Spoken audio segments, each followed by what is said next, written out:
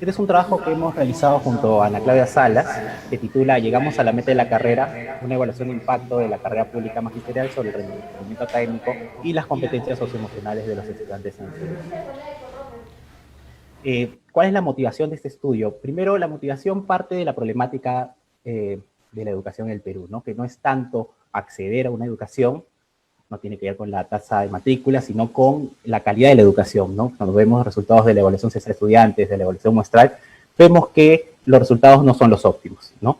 Dado que la ausencia de un aprendizaje de calidad tiene repercusiones importantes en el futuro de las personas, porque tiene repercusiones a nivel socioeconómico, menores salarios futuros, peores condiciones laborales en el futuro, y también repercusiones a nivel psicológicos, menores niveles de bienestar futuros, es importante, necesario incidir en sus factores asociados. En ese sentido, el rol de docente es esencial para conducir efectivamente los procesos de enseñanza y así lograr mayores niveles de aprendizaje.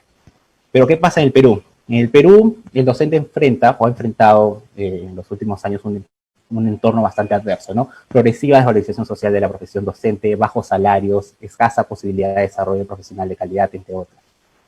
En respuesta a esto, el Ministerio de Educación, a través de la Ley de Reforma Magisterial del año 2012, realizó cambios en el régimen laboral de los docentes nombrados del sector público, con el fin de volverlo un esquema meritocrático, ¿no? Un esquema basado en el mérito. Así, al esquema actual de nombramiento se le conoce como la carrera pública magisterial y tiene ciertas características, ¿no? Se caracteriza por procesos de evaluación, tenemos la evaluación de ingreso, que es el concurso de nombramiento, evaluaciones de permanencia, que se le conoce como evaluación de desempeño, y las evaluaciones de ascenso en la carrera.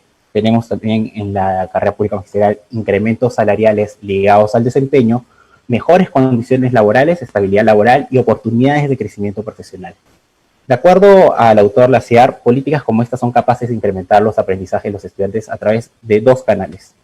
Uno de ellos es el canal de incentivos, ¿no? Es el cambio del comportamiento del docente ante los incentivos que plantea la progresión en la carrera docente. Es decir, un docente ingresa a la carrera pública, está expuesto a todos estos incentivos que acabo de mencionar. Entonces, es posible que los docentes aumenten su motivación, su esfuerzo y, consecuentemente, mejoren también sus prácticas pedagógicas. Esa es la idea, ¿no? Un cambio del comportamiento de las actitudes de los docentes que al final van a llevar a mejores prácticas pedagógicas y mayores niveles de aprendizaje de sus estudiantes. Y también tenemos el canal de selección, ¿no? Es la selección de docentes con características proclives a incrementar el aprendizaje de sus estudiantes, ¿no? Docentes efectivos en esta meta, ¿no? Entonces, como hay algunos filtros que plantea la carrera pública magisterial, como las evaluaciones de ingreso, permanencia y ascenso, esto lo que busca es seleccionar a docentes con, digamos, un mejor perfil.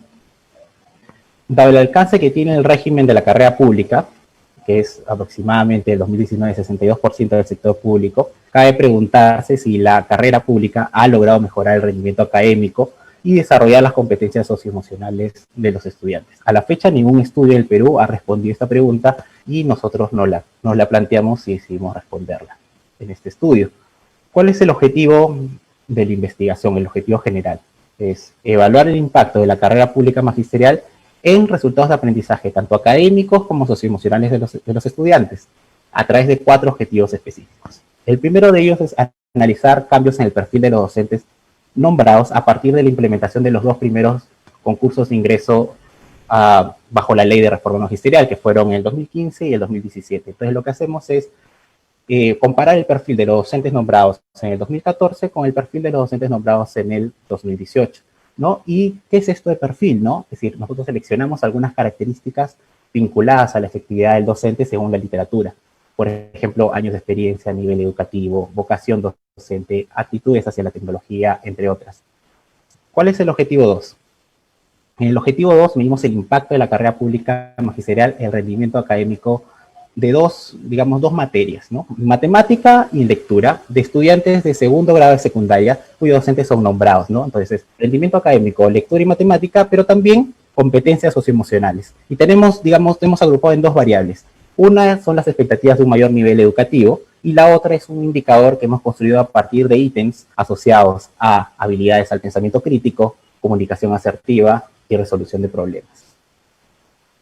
El objetivo 3 es examinar el impacto de la carrera pública magisterial, pero ver impactos diferenciados, ver si hay un impacto mayor o menor dependiendo del sexo de los estudiantes.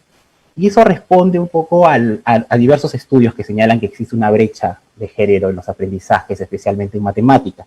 Y estos estudios encuentran que las interacciones y las prácticas de los docentes pueden ser un factor que expliquen esta brecha. Entonces, no solo queremos ver si la carrera pública tiene efectos para conducir prácticas y conductas más efectivas en el sentido de los aprendizajes, sino también conductas y prácticas que promuevan una igualdad de oportunidades y equidad en la educación.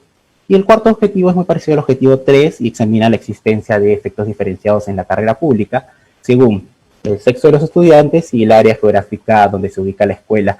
Esto en respuesta a que los espacios donde están los docentes, los estudiantes, los roles de género, moldean un poco también las oportunidades y aspiraciones de los docentes, ¿no? Y eso, en última instancia, repercute en la respuesta a los incentivos.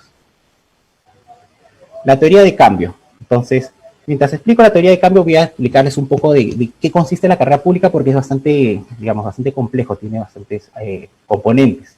Entonces, el problema a la que responde la carrera pública magisterial es a los bajos niveles de aprendizaje de los estudiantes y a una calidad docente deteriorada por la desvalorización social de la carrera. Entonces, la intervención, esta teoría de cambio se ha realizado a partir de una exhaustiva revisión de literatura. Entonces, podemos agrupar los componentes de la carrera pública en tres. Uno son las remuneraciones e incentivos. Ahí podemos incluir al bono de atracción a la carrera pública magisterial, que son, si un docente que postula la carrera pública magisterial queda en el tercio superior, recibe 18.000 soles, que son repartidos en los 3 primeros años, es decir, 6.000 soles el primero, 6.000 segundo, 6.000 tercero, ¿no? Es un bono. Después acá también podemos incluir la posibilidad de mayores salarios en cada escala magisterial. Son 8 escalas magisteriales, cada escala magisterial incluye, digamos, un aumento salarial, ¿no? Ahí podemos incluir eso, y también la asignación por tiempo de servicio, que cuando un docente cumple 25 años de tiempo de servicio, recibe 2 RIM, que es remuneración íntegra mensual, de acuerdo a la escala magisterial en que se encuentre. Cuando cumple 30 años de servicio también recibe 2 RIM, digamos, por única vez, ¿no? Cuando cumple 25 y cuando cumple 30 años de servicio. En ambiente institucional podemos incluir otros componentes, por ejemplo, pruebas de ingreso, permanencia y ascenso, ¿no? Las pruebas que tiene la carrera pública magisterial. También de que las escalas magisteriales están ligadas al desempeño, ¿no? Es decir, para uno subir una escala magisterial y tener un mayor salario, uno tiene que rendir un examen, entonces está ligado bastante al desempeño. Y estabilidad laboral, ¿no? Eso también. Y por último, el desarrollo profesional, se tiene las oportunidades de acceder a distintos cargos, a distintas áreas de desempeño laboral. Entonces, un docente no necesariamente tiene que seguir la carrera de docente de aula, ¿no? Entonces, puede postular a áreas de innovación e investigación, áreas de formación docente, áreas de gestión institucional, ¿no? Y eso depende también, no es que uno decida postular en cualquier momento, sino que dependiendo de la escala magisterial en la que se encuentre, muchas de estas áreas de desempeño laboral, para postular a estas, uno necesita estar entre la tercera y cuarta escala magisterial, ¿no? Y también oportunidad de acceder a cargos directivos, ¿no? Director, subdirector del colegio, también cargos directivos en la UGEL, ¿no? También tiene que estar en escalas superiores. Y a partir de esto que es la carrera pública, nosotros identificamos 2 canales de transmisión, que es justo lo que les comentaba. El canal de incentivos y el canal de selección. El canal de incentivos, lo que vemos lo que podría causar es un aumento de la motivación controlada, que es esta motivación que no es muy propia de los docentes, ¿no? No es algo que nace de ellos, ¿no? Y está mucho motivado por incentivos económicos. Por eso nosotros digamos este aumento de la motivación controlada en la parte 1, que es esto de remuneraciones e incentivos. La literatura dice no dice que uno debería evitar la motivación controlada, pero sí que la motivación autónoma es mucho más importante, que es algo que el docente valora por sí mismo, ¿no? Y es ahí donde uno debe hacer bastante hincapié. El aumento de la motivación autónoma, nosotros creemos que el ambiente institucional y el desarrollo profesional aumentan la motivación autónoma. Después tenemos el canal de selección, que primero es la atracción de docentes más efectivos. No más efectivos significa que tienen ciertas características que van a hacer que más probable que sus alumnos, digamos, les vaya bien en términos de aprendizaje, ¿no? Entonces, digamos, el paquete completo, tanto 1, 2 y 3, puede atraer, ¿no? Tiene el potencial de atraer docentes más efectivos.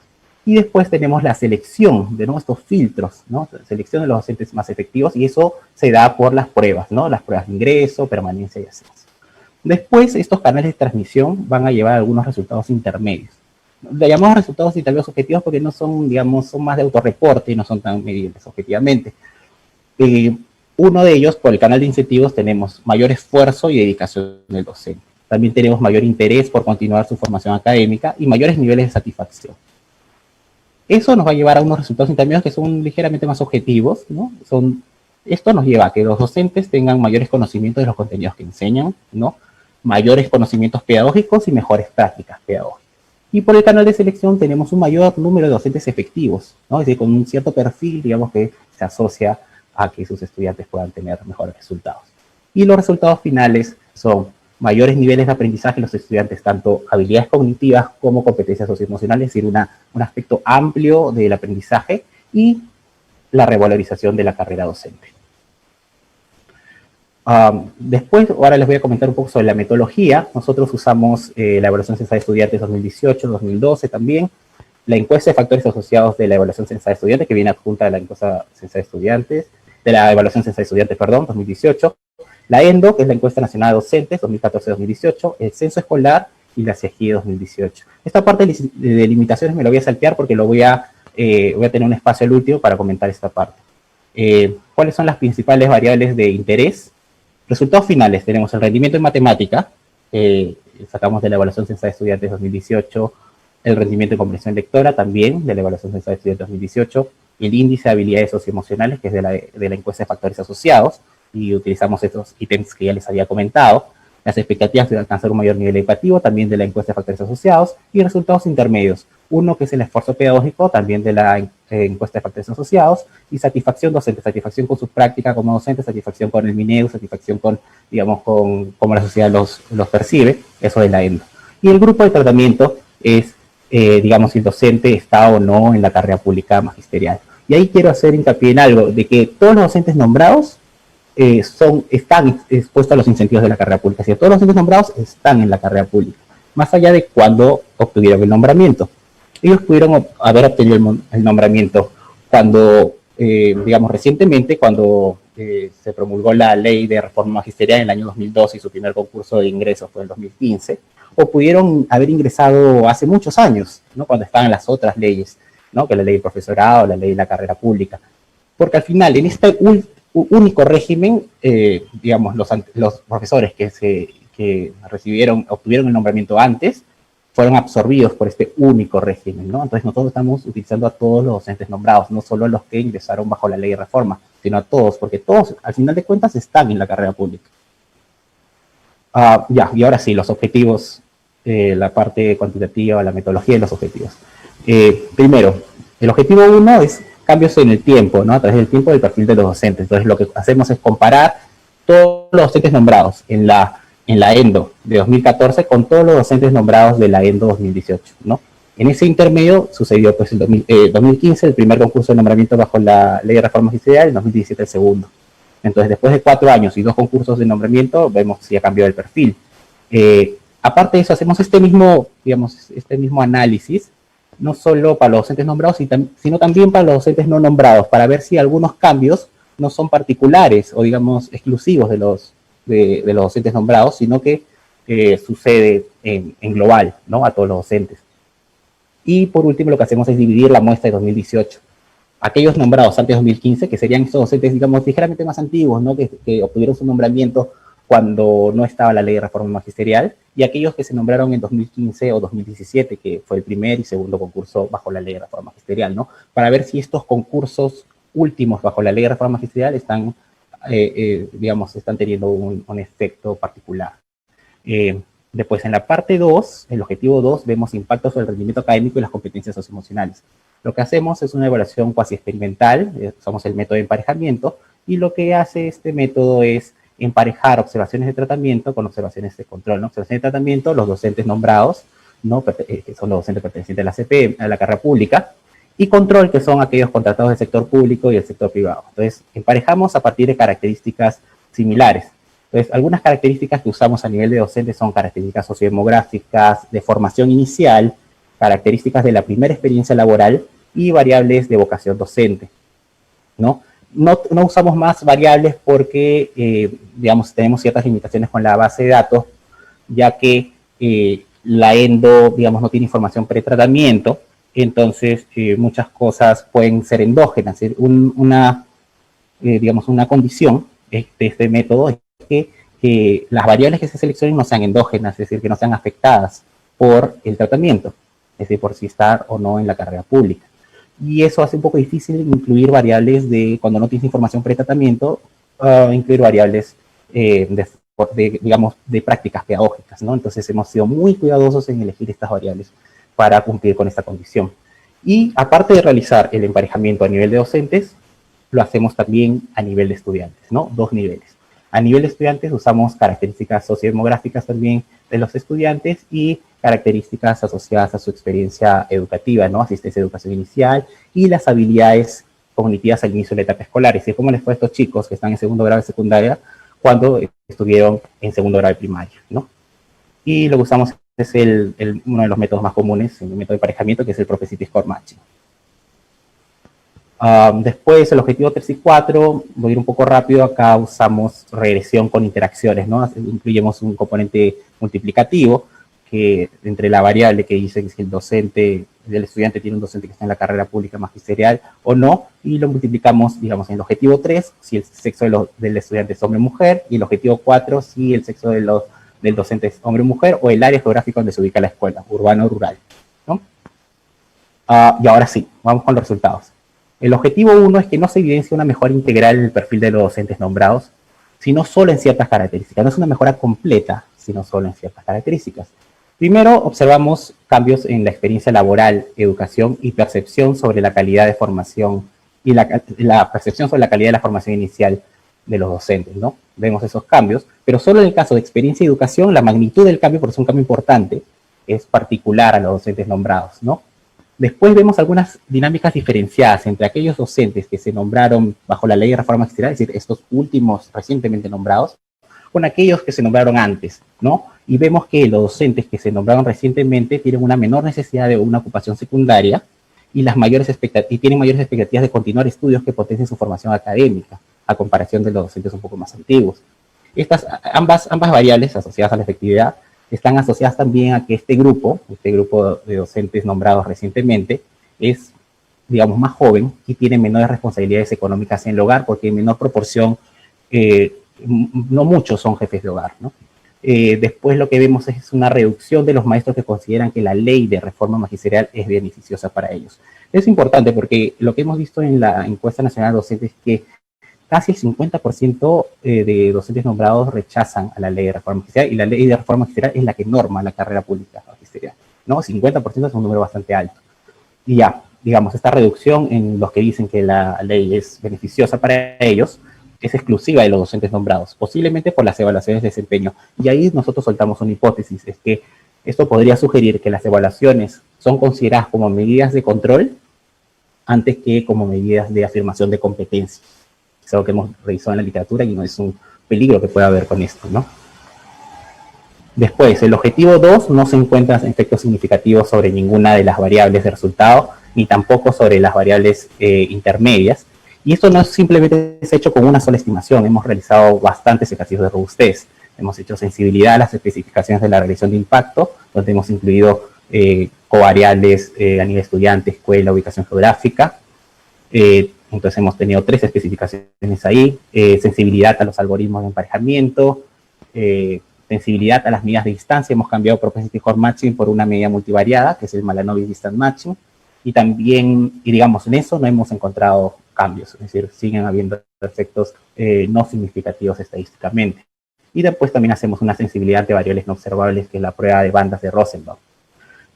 El objetivo 3 y 4, en línea con lo que sucede en el objetivo 2, no hay evidencia de que la carrera haya afectado de manera particular a los estudiantes varones que a las estudiantes mujeres o viceversa. Y el objetivo 4 lo mismo, no hay efectos diferenciados. Sí, por la ubicación geográfica, urbano-rural, o por el sexo de los docentes. Entonces, algunas posibles explicaciones de estos resultados, o esta falta de, digamos, de evidencia de que hay un impacto, a la luz de la teoría de cambio, ¿no? Uno puede ser la implementación de los componentes del programa. En general, los componentes del programa, digamos, los componentes de la carrera pública magisterial han sido implementados, pero hay dos que aún no terminan de implementarse, que es la evaluación de desempeño, que no se implementa en su totalidad, solo los docentes de inicial y un grupo de docentes de primaria, y el acceso a cargos en las áreas de formación docente e innovación e investigación.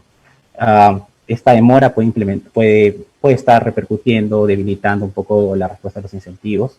Después también algo que hemos recogido de un trabajo, el trabajo de Mendoza 2019, es que hay casos en que los pagos correspondientes a incrementos salariales y asignaciones temporales es un pago adicional cuando los docentes están en zona rural o de frontera o de BRAEN, entonces, y ha habido una demora en esos pagos, lo cual también podría debilitar la credibilidad de la reforma. Después, condiciones para la efectividad del programa. Hay algunos supuestos de nuestra teoría de cambio, ¿no? Uno de ellos es que los docentes, digamos, compren un poco la reforma, si conozcan, la compren, ¿no? Pero lo que vemos es un alto rechazo a la ley de reforma magisterial, ¿no? Y eso, como ya les había dicho, puede ser síntoma de que ellos lo vean como que los están controlando antes que las pruebas sean una afirmación de competencias. Y por lo tanto eso puede inhibir el efecto sobre la motivación docente. Segundo, tenemos que los docentes tienen salarios bajos, bastante bajos en comparación con otras profesiones. Ante esta preocupación, otros incentivos podrían pasar a un segundo plano. Eso también lo revisamos en la literatura, ¿no? Cuando hay condiciones laborales, por ejemplo, los salarios que son bastante bajos, eso implica una preocupación. Y otros incentivos, como por ejemplo, la parte institucional, la parte de desarrollo profesional, no son tan apreciadas porque hay algo que está faltando, algo más urgente, digamos. Y después, las limitaciones en la formación docente, ¿no? Es decir, puede haber dificultades para traducir una mayor motivación y esfuerzo en prácticas pedagógicas. Es otro peligro que hemos revisado en la literatura. Puede ser que haya docentes que responden a los incentivos, entonces tienen una mayor motivación, un mayor esfuerzo, pero cuando quieren traducir esa mayor motivación, mayor esfuerzo en mejores prácticas, no pueden porque no tienen las herramientas. Y eso puede ser por algunas deficiencias en la formación docente inicial o la formación en servicio. Después, nosotros evaluamos resultados en variables intermedias, que es el esfuerzo pedagógico y la satisfacción docente, y eso es un poco para ver en qué parte se está truncando, en qué parte de la secuencia de resultados se está truncando el efecto, ¿no?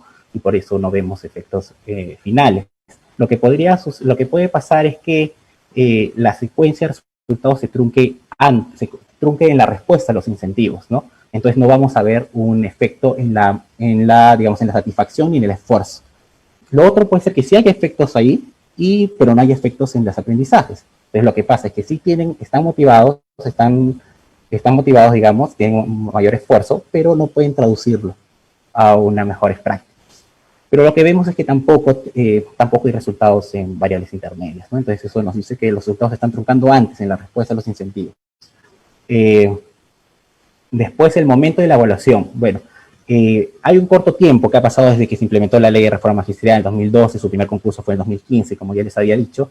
Hay algunos elementos que todavía no terminan de implementarse y que son importantes en este carácter meritocrático que tiene la carrera pública. Pero hay algo que vemos en la parte 1, en el objetivo 1, es que hay algunas cosas interesantes que vemos en estos nuevos docentes nombrados, ¿no? En el perfil de los docentes nombrados a partir de la ley de reforma magisterial.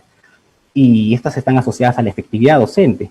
Pero sin embargo, eso aún no se puede ver un cambio en la composición, en el perfil general, porque ellos aproximadamente representan el 10%, ¿no? 9-10%, según la ENDO, ¿no? Entonces, lo que nos puede decir eso es que en el mediano plazo podría haber un cambio en la composición, en el perfil de los docentes, ¿no? Mientras haya un cambio generacional, ¿no? Y más docentes vayan entrando. Y después algunas limitaciones, ¿no? Que es esta parte que me salté. Una es la información pretratamiento, ¿no? Hay ausencia de información pretratamiento que limita la variedad y el número de indicadores que nosotros utilizamos para el emparejamiento.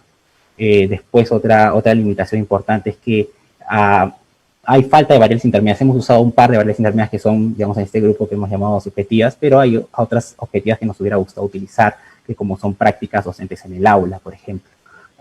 Limitada validez externa, ¿no? Porque la ENDO no necesariamente es una muestra representativa de los docentes de la carrera pública, ¿no? De los docentes nombrados.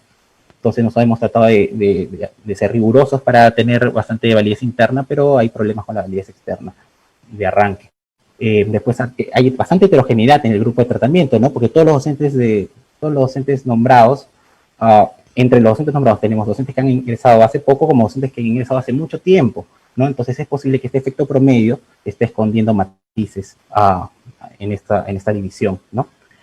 Y también de que a partir de la sensibilidad, nosotros hacemos una sensibilidad ante variables no observables, nuestros resultados salen como si fueran bastante sensibles a la presencia de alguna variable no observable, ¿no? Eso no implica que haya una variable no observable, pero en el caso de que haya, nuestros resultados podrían modificarse. Bueno, ahora sí, con las recomendaciones para terminar. Pese a que los resultados del estudio deben tomarse con cautela, estos motivan a repensar la implementación de la carrera pública, las condiciones que podrían fomentar o limitar su efectividad y las posibilidades que brindan los datos disponibles para investigaciones futuras. En ese sentido, se proponen las siguientes recomendaciones de política. La primera es mantener y reafirmar los componentes de la carrera pública, porque de acuerdo a la literatura, el enfoque meritocrático tiene el potencial para revertir la desvalorización de la carrera docente y, en consecuencia, mejorar el ejercicio laboral de ellos, ¿no? De los docentes. Entonces, es algo que se viene implementando en buena parte de Latinoamérica y se debe seguir. Segundo, mejorar las condiciones laborales de los docentes. Eso es que, como ya les había explicado, un contexto de bajos salarios puede generar que otros incentivos, como los de desarrollo profesional y ambiente institucional, no sean suficientemente valorados, ¿no? Entonces es necesario seguir incrementando, se ha venido incrementando los salarios, pero es necesario seguir haciéndolo, ¿no? A los maestros del sector público con el fin de cerrar la brecha salarial que existe entre docentes y otras profesiones, que es una de las más altas de Latinoamérica. También difundir información sobre los beneficios y criterios de la carrera pública magisterial de los docentes. Ese alto rechazo, 50%, es preocupante, ¿no? Y puede inhibir el efecto de la carrera pública sobre la motivación de los docentes. Porque ya les había dicho, ¿no? Lo pueden considerar un esquema de control antes que de afirmación de competencias. Entonces, es importante un trabajo intensivo de comunicación, creación de espacios de diálogo con los docentes y sindicatos por parte del Ministerio en el marco de la política de revalorización docente. Después, lo que debemos es involucrar a los docentes en las decisiones de política relacionadas a la carrera pública magisterial. Eso sucede porque el antecesor a la ley de reforma magisterial, que es la ley de carrera pública magisterial, fue diseñada e implementada a espaldas del sindicato y del colegio de profesores. Puede ser que la ley de reforma haya arrastrado un poco de eso. Y es fundamental que se desplieguen estrategias para la participación de los docentes en las decisiones de política en torno a la carrera pública, ¿no? Después, incidir en las políticas de formación docente. ¿Por qué? Porque aún en el caso de que los docentes respondan a los incentivos, aún es posible que no haya un efecto en los aprendizajes, ¿no? Porque no tienen las herramientas. Entonces es importante que el Ministerio continúe incidiendo en el fortalecimiento de capacidades de los docentes, de institutos de educación superior pedagógica y fomentando el acompañamiento pedagógico y las capacitaciones de los docentes en servicio. Por último, bueno, casi último, evaluar la idoneidad del diseño de las evaluaciones de la carrera pública. Un trabajo en Ecuador vio que tuvo como resultado que las pruebas de ingreso a la carrera pública en Ecuador no son un instrumento eficaz para aumentar los estándares de calidad docente, ¿no? Entonces es importante empezar a evaluar si las evaluaciones de las pruebas de ingreso, las pruebas de ascenso, las pruebas de desempeño están de verdad aumentando los estándares de calidad, ¿no? Y por último, lo que se tiene es recolectar información representativa y longitudinal de los datos de la carrera pública magisterial. Y eso es importante porque nos permite seguir haciendo esos tipos de estudios que no se han hecho antes, y no solo reducido a un grupo, ¿no? Porque igual se tienen los puntajes de los estudiantes en otras bases del ministerio, y se puede hacer otras metodologías para ver el impacto en un grupo, que es el grupo que ha entrado a partir de la ley de reforma magisterial. Pero si queremos ver el impacto en todos los docentes, ¿no? Que son, digamos, 10% son los docentes nuevos, recientemente nombrados, y después la gran parte son docentes antiguos que han sido absorbidos por este único régimen, es importante tener información representativa y longitudinal que ayude a seguir haciendo investigaciones rigurosas. Muchas gracias.